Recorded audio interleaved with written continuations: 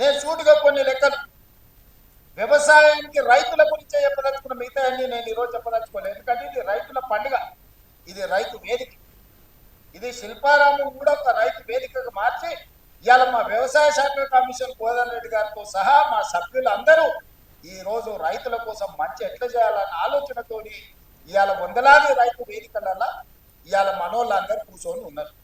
నేను ఇవాళ ఉన్న విషయాలకు ముందర చెప్పదలుచుకున్నాను.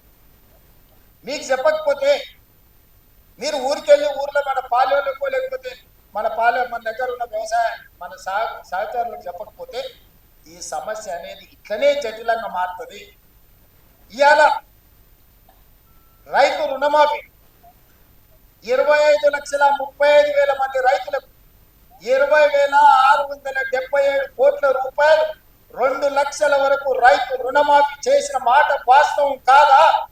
ప్రతి ఊర్లో రైతుల వివరాలు గ్రామ సభలలో చదివి వినిపించినాం. రైతు భరోసా ఆయన రైతు బంధు అన్నాడు. ఆ రైతు రాబంధు మీకు బకాయి పెడితే ప్రభుత్వం వచ్చిన ఎంబడే నెల తిరగక ముందే 7,000 కోట్ల రూపాయల పాత బకాయిలు మేం చెల్లించిన రైతు రాబంధు మీ నెత్తి మీద పెట్టిపోతే నేను వచ్చి కట్టిన ఒడ్లు సివిల్ సప్లైస్ కార్పొరేషన్ కొని బకాయిలు పెట్టిపోతే ఉత్తమ్ కుమార్ రెడ్డి గారు వచ్చి ఈరోజు ఆ ఒడ్ల పైసలు ఆనాడు 2023 నాడు మీకు చెల్లించడం జరిగింది. ఇవాళ రైతు భరోసా 10,000 సంవత్సరానికి వాళ్ళు ఇస్తే 12,000కు పెంచి ఇప్పటి వరకు 27,000 పైచిలుకు కోట్ల రూపాయలు మీ ఖాతాలు వేసి ఇవాళ మరో 9,000 కోట్ల రూపాయలు వేయడానికి మొదటి విడత 9 రోజుల్లో మీ ఖాతాలో 9,000 కోట్లు వేయడానికి దాదాపుగా రైతు భరోసా మీద ఈ విడతతో కలిపితే 36,000 కోట్ల రూపాయలు ఈ రోజు రైతులకు అందించిన చరిత్ర ఈ రోజు ఈ ప్రభుత్వానికి. అదేవిధంగా కాంగ్రెస్ వస్తే కరెంట్ ఉండదు, కాంగ్రెస్ వస్తే రైతులకి కరెంటు కష్టాలను. ఉచిత కరెంట్ ఎవరే కనిపెట్టింది? ఈ దేశంలో ఎవరికన్నా రైతులకు ఉచిత కరెంట్ ఇవ్వాలన్న ఆలోచన వచ్చిందా?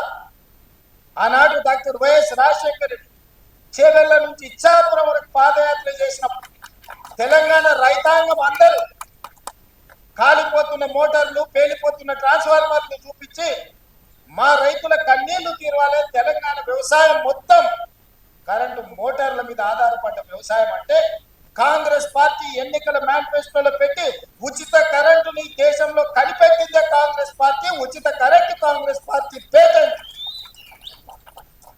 ఏ సన్నాసన్న ఉచిత కరెంటు మాది అన్నాడంటే మా అక్కలు చీపురు కట్ట మలిపి కొడతారు. ఆ ఎలా చాలా మంది అన్నారు ఉచిత కరెంట్ అంటే బట్టలు ఆరేసుకోవాల్సి వస్తుందని. ఇచ్చి చూపించి రాజశేఖర రెడ్డి గారు 2004 ముఖ్యమంత్రిగా ఎల్పీ స్టేడియంలో ప్రమాణ స్వీకారం చేసినప్పుడు 7 గంటల ఉచిత కరెంటుతో పాటు వందలాది కోట్ల రూపాయలు రైతుల కరెంటు బిల్లులను రద్దు చేసి లక్షలాది మంది రైతుల మీద ఉన్న క్రిమినల్ కేసెస్ రద్దు చేసిన సంతకం, మొట్టమొదటి ఫైల్ మీద సంతకం ముఖ్యమంత్రిగా వైఎస్ రాజశేఖర రెడ్డి గారు కాంగ్రెస్ పార్టీ 2004 సంవత్సరంలో సంతకం పెట్టింది కాంగ్రెస్ పార్టీ కాదా? ఇవాళ గుడ్డొచ్చంట కోడిని బెదిరించిందంట. ఈడెవడో వచ్చి మేమిచ్చిన ఉచిత కరెంటుకు నీ ఖాతాలో రాసుకొని కాంగ్రెస్ వస్తే కరెంటు కష్టాలని ఆ ఉచిత రైతు కరెంటుకు ప్రతి నెల మా పట్టి విక్రమార్క గారు ఆర్థిక మంత్రి ఆయనే, విద్యుత్ శాఖ మంత్రి ఆయనే